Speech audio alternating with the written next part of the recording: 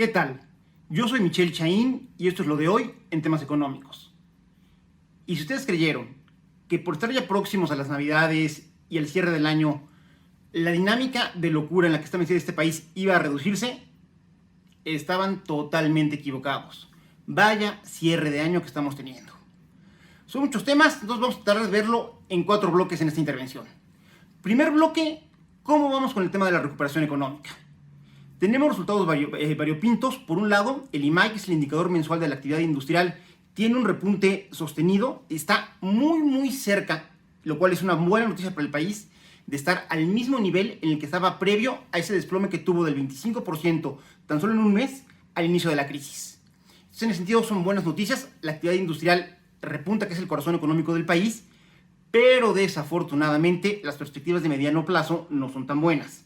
Y esto es así porque la inversión productiva, la inversión en infraestructura, lo que son las naves industriales, los edificios, lo que es la maquinaria y el equipo, esa va a la baja.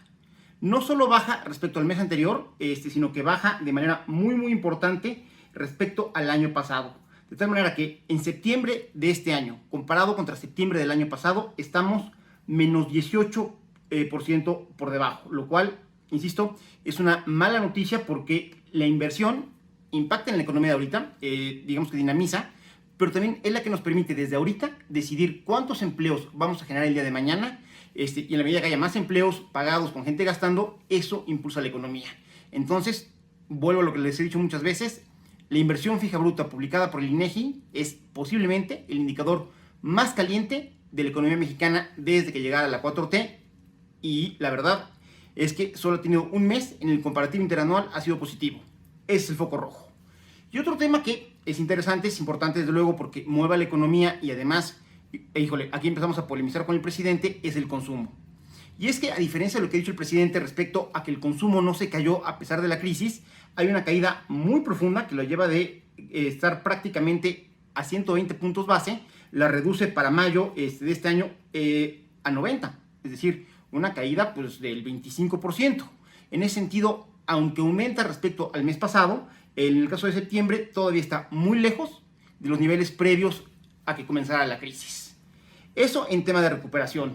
Ahora, hay noticias que llaman la atención porque ha habido una, digamos que, hiperactividad por parte del legislativo. Como de repente pasa cuando es el último pedacito y en el último periodo, cuando sacan el presupuesto, quieren empezar a sacar muchos temas o que son de interés para cierta bancada o que son de interés para el presidente de la República. En ese sentido, la verdad es que han sido modificaciones polémicas. Se entiende porque buscan solucionar problemas añejos de la economía y de la sociedad mexicana, pero que no necesariamente tienen el consenso o que no necesariamente convencen a todo el mundo. Caso concreto, el tema de las Afores. Prácticamente todos estábamos de acuerdo en que sería una gran noticia el poder reducir los costos de intermediación que tenían las Afores para que los ahorradores, los trabajadores, pudieran tener mayores rendimientos. El problema es que la interpretación que hace el gobierno federal de esta necesidad es imponer un control de precios. Es decir, se saca un promedio entre Estados Unidos, Canadá, Brasil, y ese va a ser más o menos la tasa de interés que prive para el caso de las Afores en México. Lo cual es literalmente jugar a la mala con el mercado. Porque para que el mercado nos dé eficiencia y eficacia, que es lo que siempre nos ha ofrecido, necesitamos dejar que funcione y su manera de funcionar es darnos ciertas indicaciones para comprar o no comprar. Y esas indicaciones son los precios. Todas las economías que han pretendido ganarle al mercado y ser ellos quienes decidan los precios de los bienes y productos en la economía, la han pagado cara. Nos pasó a nosotros prácticamente todo lo que fue la docena trágica entre el 76 y el 88, pero creo que el caso más acabado en ese sentido fue la Unión Soviética. La otrora poderosísima Unión Soviética, que presumía que tenía una capacidad de análisis de lo que sucedía en la vastísima extensión de Rusia, que podían ellos determinar de mejor manera que el mercado cómo distribuir los bienes y los servicios. En realidad, para el inicio de la década de los 90 era precisamente su incapacidad para poder procesar todas las necesidades, todos los productos y todos los servicios de una economía compleja, la que terminó por colapsar a la antigua Unión Soviética. Entonces, en ese sentido, pretender jugarle al canelas, poniendo los precios que debería determinar el mercado, puede ser peligroso. Esperemos que el tema de las Afores haya sido una excepción y que no quieran hacer de esto la regla, porque en México tuvimos malas experiencias con los periodos de garantía que están de regreso y que si los quieren ampliar, se puede armar la de Dios es Padre. En ese sentido, la otra modificación legal, que si bien ya no alcanzó a realizarse, porque puedo decirles, una respuesta unánime por parte de la sociedad en el sentido de preocupación, fue esta, y miren, entiendo la buena intención, fue esta intentona por parte del senador Ricardo Monreal, que hay que recordar que él es de Zacatecas. Zacatecas, al igual que Puebla, es uno de esos estados que son expulsores de mano de obra, es decir, de los que mandamos a muchos paisanos, desafortunadamente, a trabajar a los Estados Unidos porque aquí no tienen oportunidades.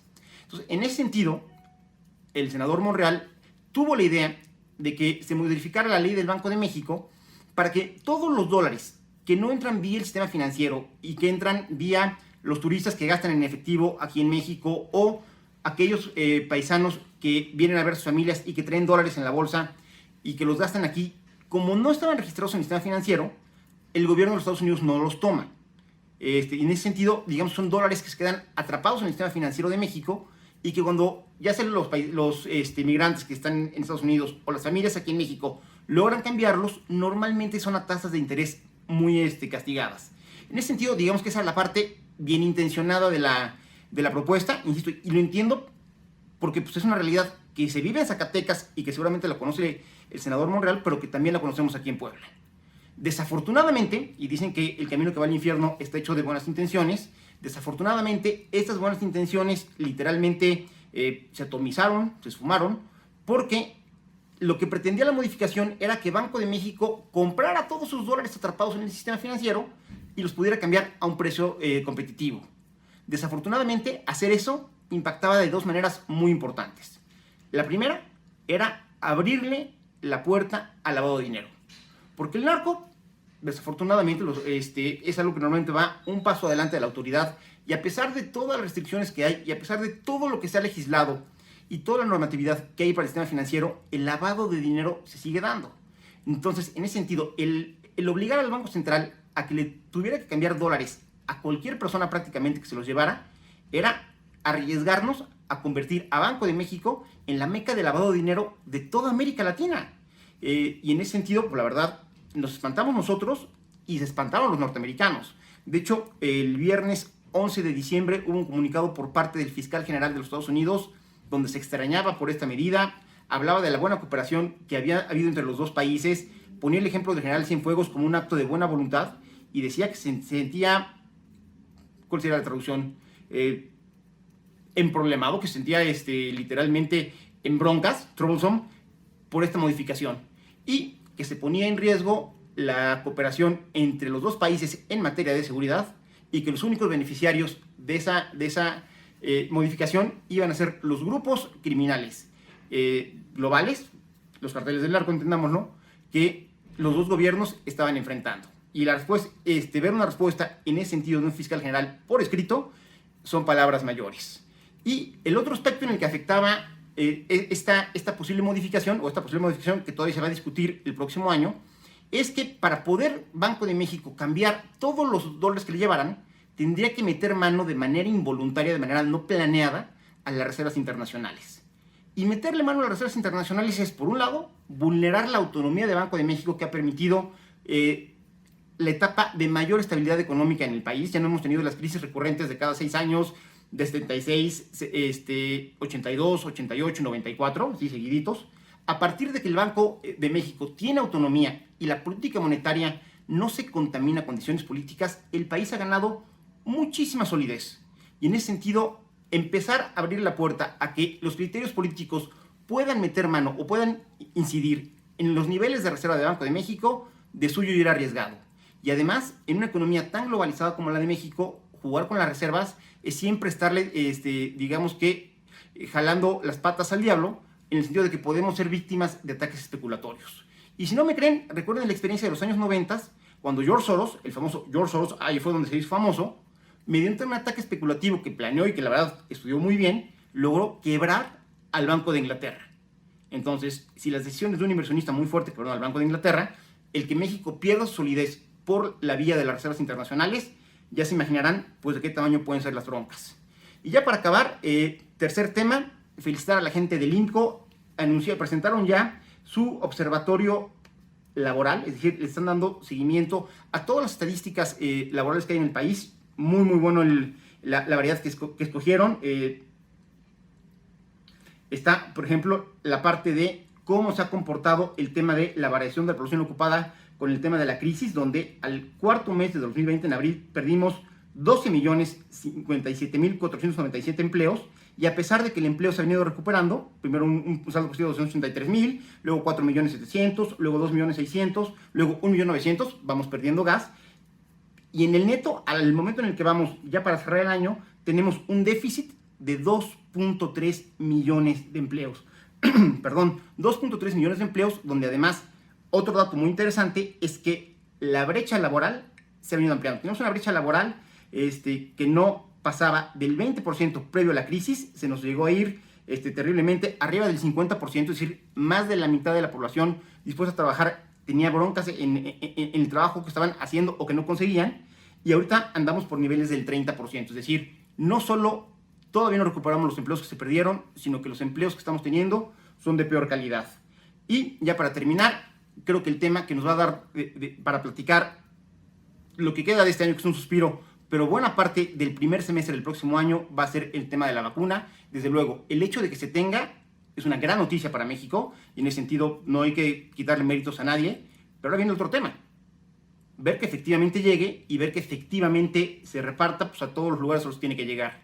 La gente en Estados Unidos ha, digamos que, equiparado a lo que significa esto logísticamente con el desembarco en Normandía en la Segunda Guerra Mundial por la cantidad de variables que hay que tomar en cuenta. Entonces, en ese sentido, trasladar eso a lo complicado de la orografía que tiene México y adicionalmente meterle el grado de dificultad que significa la cadena de superfrío, porque la vacuna para conservarse tiene que estar a menos 70 grados centígrados, es una complejidad, pero de verdad impactante. Ojalá, y debería ser el mejor deseo de todos nosotros, es que el gobierno federal lo haga muy bien, porque en la medida que lo haga bien, todos como mexicanos nos vamos a beneficiar. Y en ese sentido, hacerles un llamado de verdad sentido. He compartido las gráficas en mis redes sociales, se las comparto aquí también. El tema del repunte en los contagios y en los terribles y lamentables decesos por el tema del COVID-19 no es ningún mito, es una realidad. Estamos en momentos sumamente delicados y miren, yo sé que son fiestas. Yo no soy fanático de la Navidad, pero te encanta el Año Nuevo, pero de verdad, no por una noche de diversión, no por una posada, no por ir a ver a un primo que vino, se arriesguen. El tema es brutal, los contagios están a la orden del día, y recuerden, cuando ustedes se cuidan, no solo se cuidan a ustedes mismos, cuidan a los que más quieren, cuidan a sus familias, cuidan a sus amigos, a sus papás, a sus mamás, a sus hijos. De verdad, es tiempo de ser prudentes y es tiempo de no ponérsela más fácil al COVID. Bien vale esta Navidad llevárnoslas en casita. Muchísimas gracias, soy Michelle Chaín y esto es lo de hoy en temas económicos.